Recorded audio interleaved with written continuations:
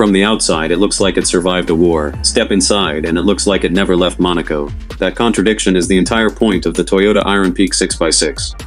A build so exclusive that, if the estimated production numbers hold, fewer units will exist than there are Bugatti Chirons on the road today.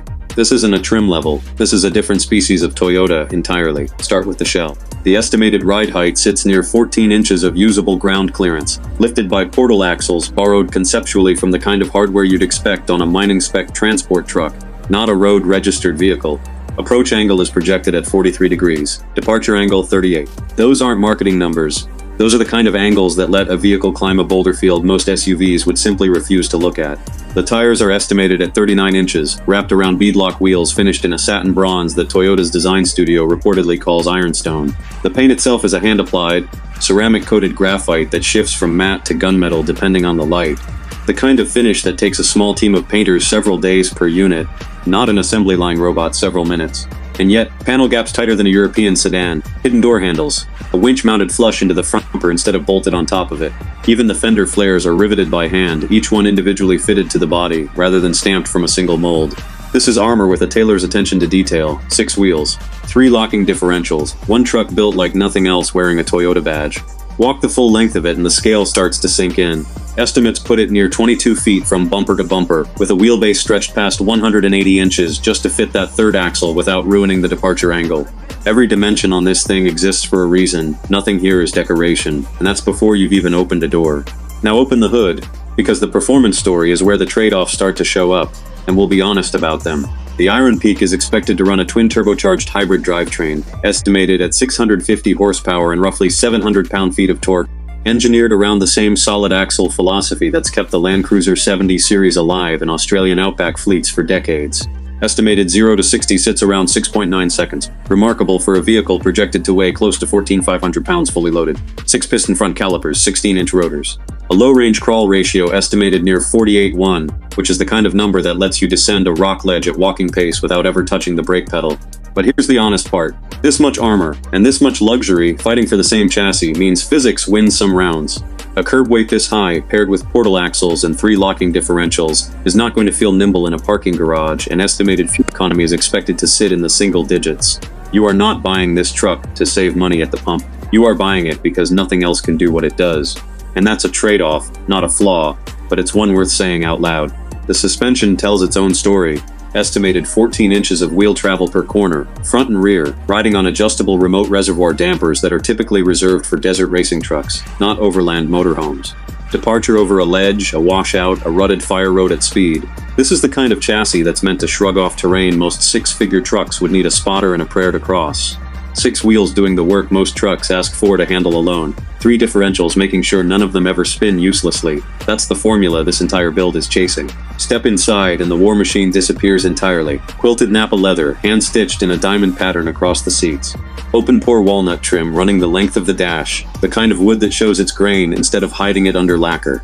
A fold-down bed rated for 2 adults, heated stone flooring underfoot, a retractable skylight over the rear cabin that opens the entire roofline to the stars. There's a hidden bar behind the second row, crystal decanters secured in a shock-mounted cradle so they survive the same rock crawl the chassis was built for. Even the smaller details carry the same restraint, brushed titanium switchgear instead of chrome-plated plastic. A center console lined in the same leather as the seats, stitched by hand rather than wrapped by machine. The cabin is estimated to seat 4 in captain's chairs up front, with a convertible lounge in the rear module that folds flat into that same 2-person bed. Sound deadening in the floor and doors is projected at nearly triple what you'd find in a standard body-on-frame SUV. Inside, at speed over rough terrain, the cabin is engineered to feel almost silent. Looking at this cabin, it feels like someone smuggled a 5-star suite into a war machine and dared you to notice the contradiction. That's not an accident. That's the entire design brief. Here's a detail most coverage of this build gets wrong. It skips entirely. The 3 differential system isn't just for show. It's reportedly paired with a torque vectoring rear axle, a setup that doesn't exist on any current Toyota body-on-frame product, concept or otherwise. That's the kind of engineering detail that usually stays buried in a supplier's spec sheet, not a marketing brochure. If it makes production as described, it would be the first time Toyota has paired portal axles with active torque vectoring on anything wearing its badge. The off-grid numbers follow the same theme, quietly excessive. A 1200-watt solar array integrated into the roofline, not bolted on top of it. An estimated 40-kilowatt battery bank housed within the frame rails for a lower center of gravity. A 95-gallon water tank with a 3-stage filtration system. Starlink connectivity built into the rear module along with a satellite backup for regions even Starlink can't reach. There's a rear induction kitchen module with 2 burners and a compressor fridge, drawing from the same battery bank that runs the cabin. No propane tank required. Put together, the IRONPEAK is projected to run fully off-grid for up to 14 days without needing a single hookup. 14 days, 95 gallons. 1 battery bank doing the work of an entire campsite's worth of infrastructure. And if you want the full walk-around before this thing ever reaches a dealership floor. Assuming it does, that link is already waiting for you below. Now the number everyone actually wants. Price. Estimates place the IRONPEAK somewhere between $500,000 and $650,000 depending on configuration, which puts it shoulder to shoulder with EarthRoamer's top-tier expedition builds, the current benchmark for ultra-luxury off-grid vehicles in America. That's not a coincidence, that's the tier Toyota is reportedly aiming for. Who is this actually built for? Not the weekend camper.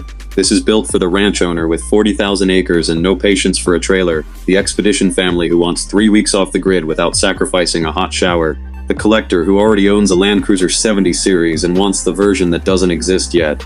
It's a narrow buyer, and Toyota reportedly knows it. Estimated production numbers for the first run sit somewhere under 50 units worldwide, which is closer to a hypercar allocation than anything wearing a Toyota badge has ever seen. It's a narrow buyer, and here's the honest weak point. A vehicle this bespoke, at this price, with hardware this specialized, means the service network for it would be razor thin at launch. You're not just buying a truck, you're buying into a build so rare that keeping it running becomes part of the ownership experience. Compare that to EarthRoamer, which has spent over a decade building out service infrastructure across the country. The IRONPEAK, if it launches as described, would be starting from zero. Which brings us to the one feature nobody's talking about yet. Because most coverage of this build hasn't gotten past the tires. Tucked into the rear cargo module is a fold-out platform, reinforced with a glass floor rated to hold 2 adults that extends out over the edge of whatever cliff, canyon, or ridge you've parked beside. Toyota's internal name for it reportedly is the Sky Deck. It's the kind of feature that turns a campsite into a private balcony over the Grand Canyon. The sort of detail that has no business existing on a vehicle with portal axles and a snorkel. If this thing becomes real in the form it's been described, it won't just be another trim level in the Toyota lineup. It'll be the truck that redraws where the lineup ends. Untouchable in what it's rated to survive, mythic in what it's rumored to cost. 6 wheels, 3 differentials, 1 price tag rivaling America's most exclusive expedition builders. The kind of build that becomes legend before it's even confirmed for production. Right now, it might be genuinely impossible to replicate, and that's exactly what makes it singular. So here's the challenge. Comment the one word that describes what you just saw. Untouchable, mythic, legend, impossible, singular. Pick one and I'll read every single reply. And if you thought this was the extreme end of what Toyota's willing to build, wait until you see what's rumored to come after it.